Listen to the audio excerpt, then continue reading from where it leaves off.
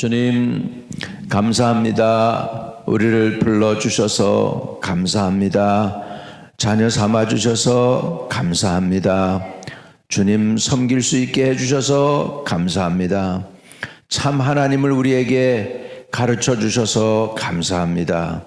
또한 우리의 길이 되시고 진리 되시고 생명이 되어주셔서 감사합니다. 우리를 하나님 앞으로 인도하실 주님이기 때문에 감사하며 찬양 드립니다. 아버지, 영원히 온전히 우리의 주가 되시고 우리를 다스려 주옵소서. 우리는 연약합니다. 넘어집니다. 실패합니다. 실수합니다. 그럼에도 불구하고 변함없이 한결같이 우리를 사랑해 주시니 감사합니다.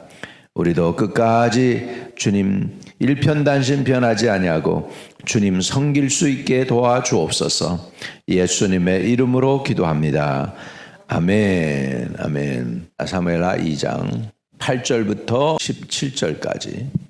사울의 군사령관 넬의 아들 아브넬이 이미 사울의 아들 이스보셋을 데리고 마나헤임으로 건너가 길앗과 아슬과 이스라엘과 에브라임과 베냐민과 온 이스라엘의 왕으로 삼았더라.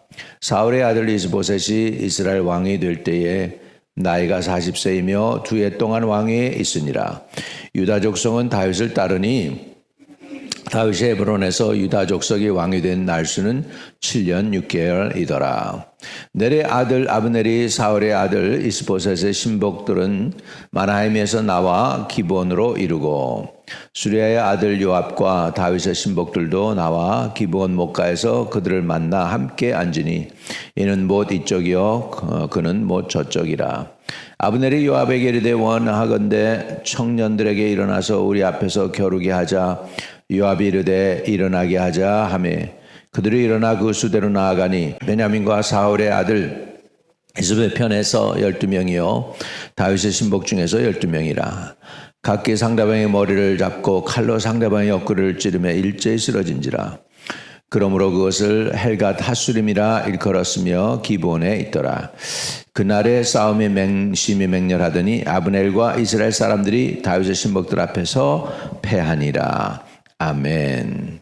아멘. 아브넬은 사울이 다윗을 쫓아가가지고서 다윗이 사울의 생명을 건져준 적이 있습니다. 2번이나 그렇게 했습니다. 그때 사울이 뭐라고 했냐면 나는 내가 왕이 될 줄을 안다. 그러면서 내가 왕이 되거든 내 가족들 책임지고 죽이지 말라고 이렇게 얘기까지 합니다. 그러니까 그것도 하나님 앞에서 맹세를 시켜요. 사울이. 자기는 다윗 죽이러 나왔으면서도. 그러니까는 다윗이 또 그걸 또 맹세를 해요. 우리 하나님의 사람은 이렇게 좀 바보 같아. 조금 멍청하고 세상에서 보면. 그것을 분명히 들었어요. 사울이 말이 내가 왕이 될 줄을 분명히 안다고 그렇게 하는 걸 들었어요.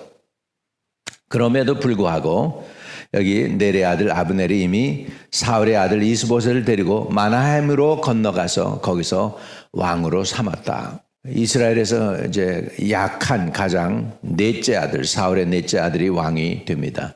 위에 세 아들은 다 죽었고, 그래가 연약한 왕이 돼서 실권을 장악을 해요. 아브넬이 사울 그 왕권을 주신 것은 왕은 표면적으로 보면 이스보셋이지만은 진짜 좌주우주하는 사람은 아브넬이 되었습니다.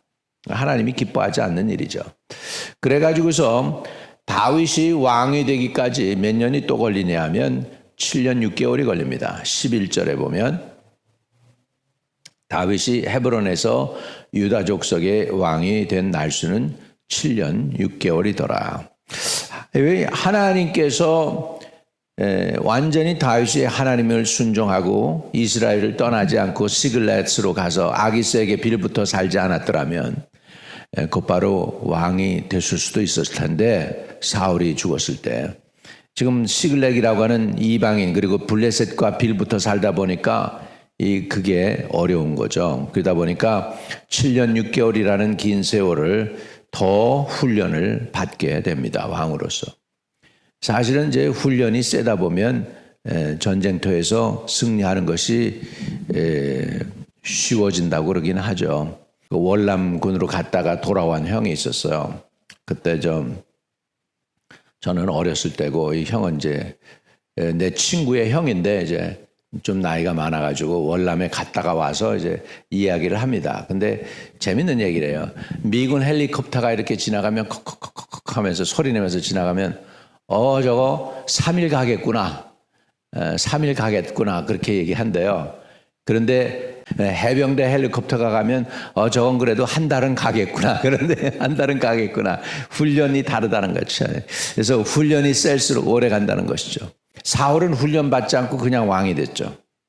근데 다윗은 그냥 사울에게 쫓겨다니면서 죽도록 고생을 하고, 그리고 이스라엘 땅에서 있을 수가 없어가지고 블레셋으로 쫓겨가고, 그리고 또 이스라엘로 돌아와가지고 사울이 죽었으면 왕이 돼야 되는데 또 7년 6개월 그냥 또 훈련을 하는 거예요. 또 훈련을 하는 거예요. 그냥 해가지고 쉽게 왕이 안 되는 거예요. 그래서 유다 족속의 왕이 된 지 7년 6개월이라는 긴 세월이 지나서 사무엘하 5장에 보면 이제 이스라엘 모든 장로들이 와서 다윗을 또 한 번 기름을 부어요. 그래가지고 이제 전체 이스라엘의 왕이 되게 합니다. 그때가 언제냐면 넬의 아들이 죽을 때, 아브넬이 죽을 때, 그때 완전히 이제 나라가 다윗의 손에 의해서 통일돼 가지고서 통일 왕국을 이루게 됩니다. 아니 사울은 그냥 사무엘에게 기름 부음 받고 그냥 금방 왕이 돼 가지고 40년을 다스렸는데,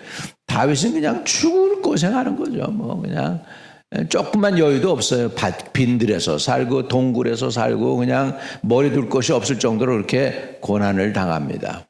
네, 우리 예수님도 그러셨죠. 여우도 굴이 있고 새도 둥지가 있는데 인자는 머리 둘 곳이 없다고. 그렇게 해서 사역을 하셨어요. 주님도 이 세상 사시면서. 그래서 이 7년 6개월이 훈련의 기간입니다. 훈련의 기간에 그런 고난을 통하여 다윗이 진짜 왕다운 왕으로 하나님께서 훈련을 시키신 줄로 믿습니다. 그러니까는 공짜가 없어요. 공짜가 없습니다. 언제나 우리는 고난이 있는 것도 그것도 기쁨이 돼야 됩니다. 베드로도 그랬어요. 고난 당한 것이 내게 유익이라. 이로 인하여 내가 죄를 그치게 되었다 그랬습니다. 그래서 고난이 나쁜 건 아닙니다. 고난도 필요하죠. 때로는 필요합니다. 근데 미련해서 피할 수 있는 고난도 안 피하고 당하는 거는 미련한 거예요. 그러나 하나님이 우리를 훈련할 땐 건 할 수 없죠. 뭐 훈련 받아야죠. 어떡하겠습니까? 저와 여러분이 우리에게 다가오는 혹시 훈련이 있다면 통과할 수 있기를 주의 이름으로 축복합니다.